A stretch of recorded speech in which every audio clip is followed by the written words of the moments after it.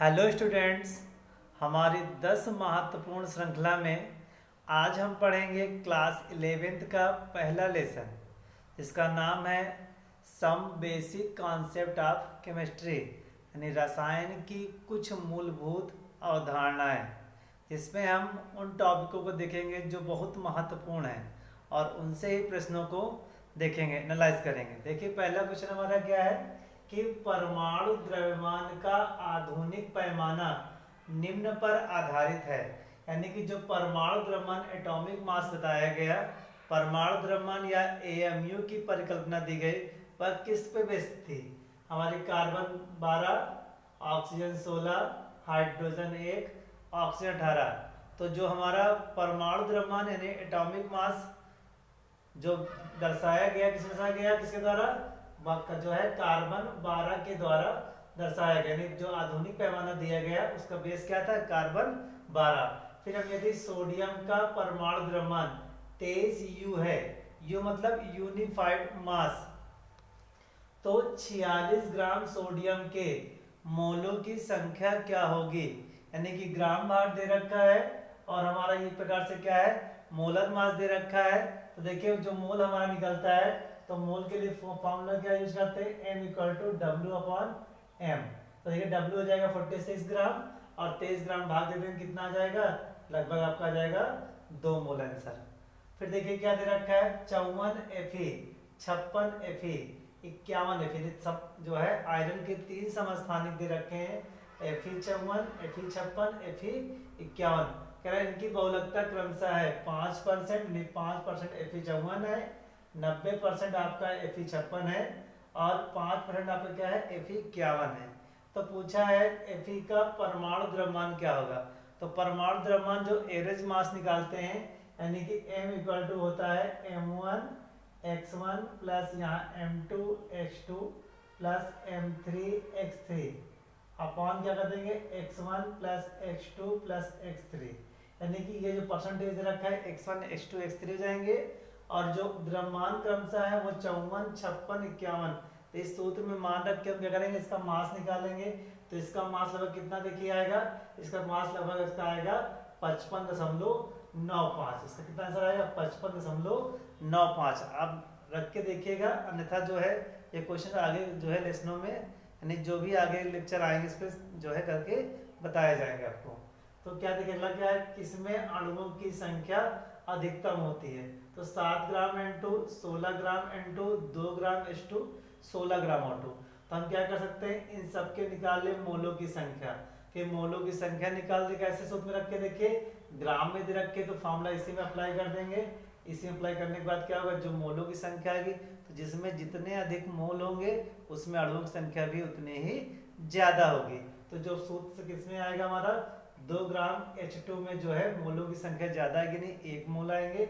इन सब में 1 मोल से कम मोल आएगा, इसलिए जो है जो अणुओं की संख्या होगी वह 2 ग्राम हाइड्रोजन में सबसे ज्यादा होगी।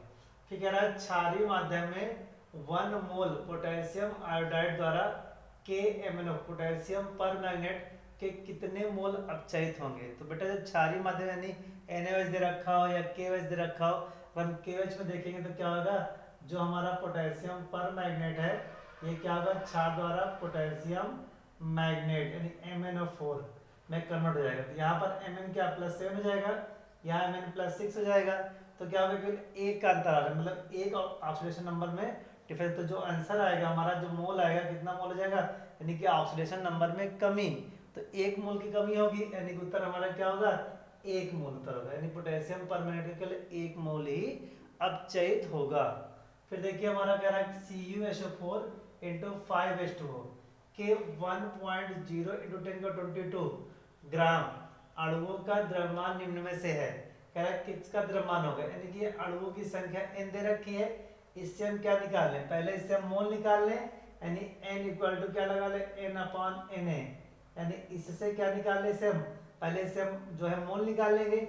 जब मोल निकल आएगा तो हम इसमें मान रख देंगे, इसमें मान रख देंगे तो उत्तर हमारा क्या निकल आएगा तो इसमें जो है CuSO4 का बाहर निकलेगा और कितना लगभग आंसर बटा हमारा आएगा, आंसर आएगा लगभग आएगा चौथा आंसर है 4.159 ग्राम आपका आंसर आ जाएगा। फिर देखिए कह रहा है 1 जली विलयन के 10 लीटर में घुलनशील पोटेशियम क्लोराइड के 149 ग्राम है, तो विलयन की मोलरता क्या होगी। तो बेटा देखिए इसे मोलरता क्या होगी, मोलरता का सूत्र लगाएंगे।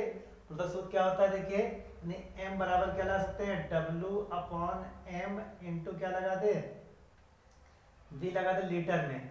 तो हम यहाँ से क्या हुआ, इस सूत्र में मान रख के जो है देखिए 10 लीटर दे रखा है, 149 ग्राम दे रखा है, और हम जो है क्या पोटेशियम क्लोराइड का अणुभार निकाल लेंगे, मोलर मास निकाल लेंगे, मान रख देंगे।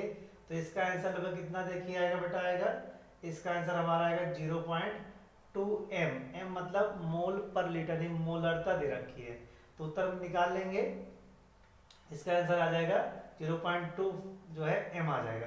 फिर रखा 6.5 ग्राम PbO व 3.2 ग्राम HCl के बीच एक अपक्रिया में लेड सेकेंड क्लोराइड के कितने मोल बनेंगे। तो होता क्या बेटा है कि जो हमारा PbO है, तो PbO प्लस कह रहा है HCl से क्रिया करा देंगे, तो क्या बन जाएगा, PbCl2 बन जाएगा।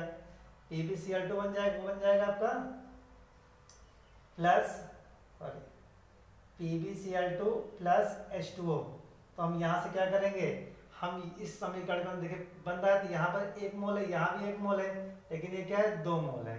तो हम क्या करेंगे, हम PbO यानी कि देखिए इसमें दे रखा है Pb का 207 अणुभार दे रखा है, तो क्या निकाल लें, Pb पहले मोल निकाल लें, n निकाल लें, और हम निकाल सकते हैं n/n स्टाइकियोमेट्रिक ऑफिशिएंट, यानी जो भी हमारा स्टाइकियोमेट्रिक ऑफिशिएंट दे रखा है उससे हम क्या कर देंगे, यानी कि यहाँ पर 1 मोल दे रखा है तो भाग देंगे, इससे क्या निकल आएगा हमारा मोल। जो जिसमें ये वैल्यू न्यूनतम होगी वही क्या करेगा, वही सीमांत अभिकर्मक होगा, तो वही निर्धारित करेगा कि इसके कितने मोल प्राप्त होंगे। तो देख सकते हैं कि इसमें क्या होगा, जो हमारा PbO का जो मोल आएगा सबसे कम आएगा, यानी यही हमारा क्या रहेगा, ये हमारा जो है लिमिटिंग रीजेंट यानी सीमांत अभिकर्मक की तरह कार्य करेगा, और सीमांत अभिकर्मक में जितने मोल इसके बनेंगे इतने इसके आएंगे। जो है कहने का मतलब बेटा क्या है कि जितने इसके मोल आएंगे उतने ही मोल क्या होंगे, लेड क्लोराइड के बनेंगे। तो इसके जो मोल आएंगे वो लगभग आएंगे आपके 0.029, इतने मोल इसके बनेंगे, इतने मोल इसके मोल भी कितने होंगे, इसके भी PbCl2 के भी कितने मोल होंगे, 0.029 मोल होंगे। फिर देखिए अगला हमारा एक अणु जल द्वारा घेरा गया आयतन है, तो कह रहा है कितना आयतन घेरेगा। तो भैया जो हमारे पास डेंसिटी है, डेंसिटी क्या आपको निकालना है, V निकालना है। तो D इक्वल टू क्या होता है, D इक्वल टू आपका होता है D इक्वल टू m/v होता है। तो दे रखा है तो V इक्वल टू क्या हो जाएगा, m/d हो जाएगा, D दे रखा है। अणुभार निकाल लेंगे तो क्या होगा कि जो हमारे 6.022 अणु होते हैं, यानी कि 6.022 अणु होते हैं, इनका भार होगा उसके जल के अणु भार 18 के बराबर होगा। तो भाई इतने अणुओं का भार 18 है, तो एक अणु का भार कितना हो जाएगा भाई, एक अणु कितना हो जाएगा 18,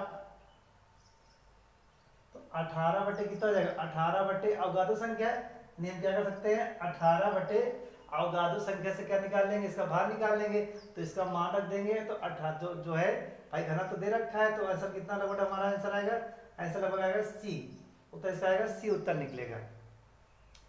फिर हमारा देखिए क्या है, कह रहा है 150 ग्राम जल में 10 ग्राम ग्लूकोज को घोला गया, तो ग्लूकोज का द्रव्यमान प्रतिशत क्या होगा।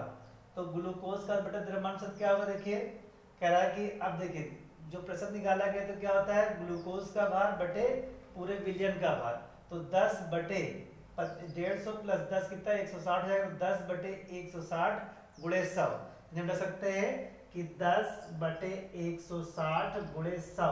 तो इसका जब आंसर निकालेंगे कितना देखिए आएगा बेटा, आएगा इसका आंसर आएगा 6.25, इसका आंसर आएगा 6.25%।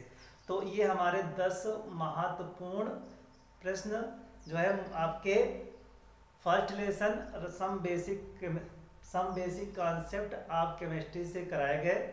अब ये हमारा पहला लेसन था क्लास 11 का, आगे भी और लेसन आएंगे। इनका जो सोल्यूशन है, तो जब आपकी थियोरेटिकल क्लास चलेगी तो उसमें आपके सारे सोल्यूशन फिर से कराए जाएंगे।